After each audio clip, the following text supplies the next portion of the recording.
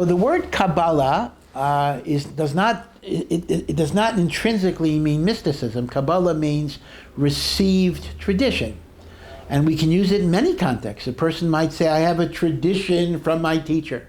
Or if a shochet is certified to shecht, he is given a Kabbalah, he's given an ordination from an authority and the like. Nevertheless, Kabbalah is often used to refer to a mystic understanding that was handed down all the way back, not even from Moses, even before Moses, going all the way back from Adam HaRishon to Abraham, then to Moses. And these were esoteric traditions that were not shared with the average person. When God gave Moshe the Torah, that was designed to be shared with all of Am Yisrael.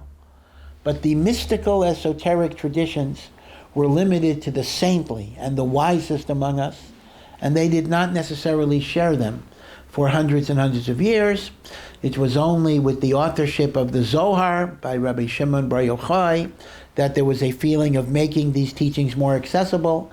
And then later, with the advent of the Hasidic movement, which was many people joined the Hasidic movement, whether it's regular Hasidus or later the Chabad branch, Kabbalah became, or at least aspects of Kabbalah, became more and more accessible. So obviously, hardcore Kabbalah is still only understood and only learnt by the greatest and most saintly. The average rabbi even is not necessarily going to be so involved in Kabbalah, and yet there actually is a feeling, even among non-Hasidim, and certainly among Hasidim and among Sfardim, that the basic teachings of Kabbalah are now important for every Jew to connect, because the greater the darkness in the world, in a world of decadence, immorality, secularism, hedonism, materialism, the greater the darkness, the stronger the light.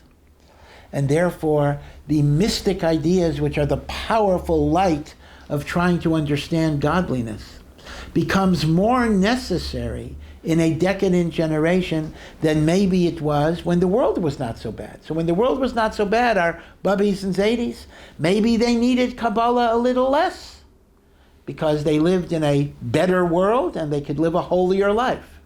We, who are trapped in a very, very dark world, it is thought that we need a more powerful light. And that's why you will find that there has been an expansion of Kabbalistic learning, even for the popular masses, much more so than previously. Now, again, I hasten to add, you have to be very, very careful to get it from authentic sources that are connected to the tradition. The very word Kabbalah means the received tradition.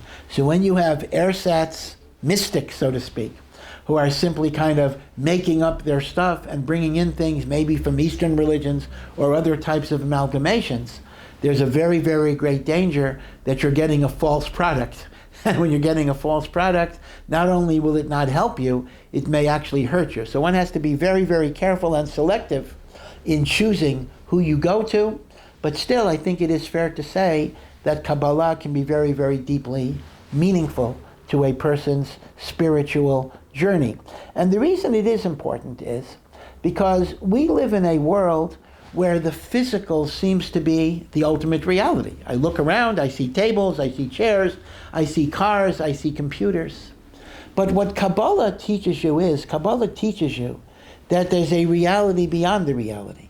That the things that you think are so real and so significant are simply masks, veils, curtains for an underlying reality in which everything becomes unified in the ultimate presence of God.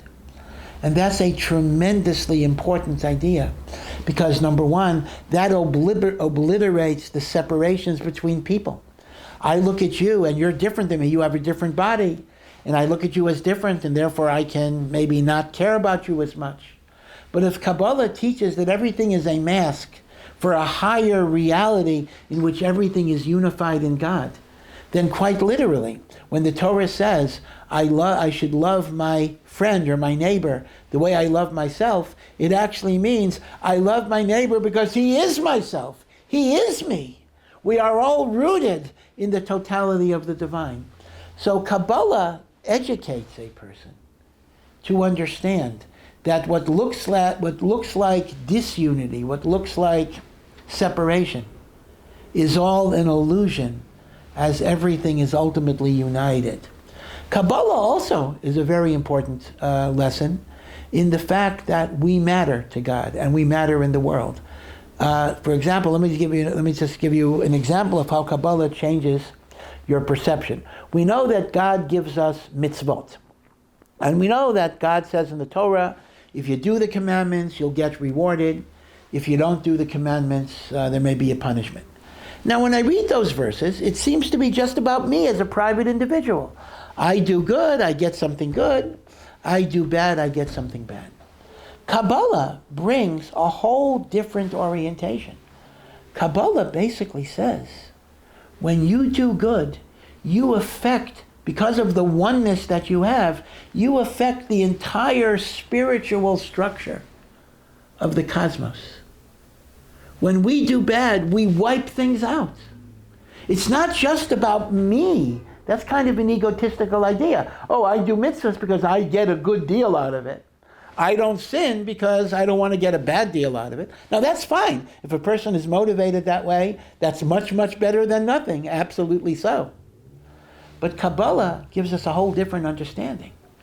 We affect the world, not just the world, the universe, the multiverse, for good or for bad. We make a difference. We are important to God.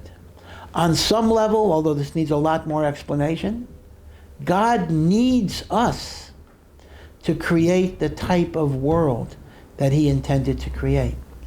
So that's enormously important, because that tells me I have a role, I have a purpose.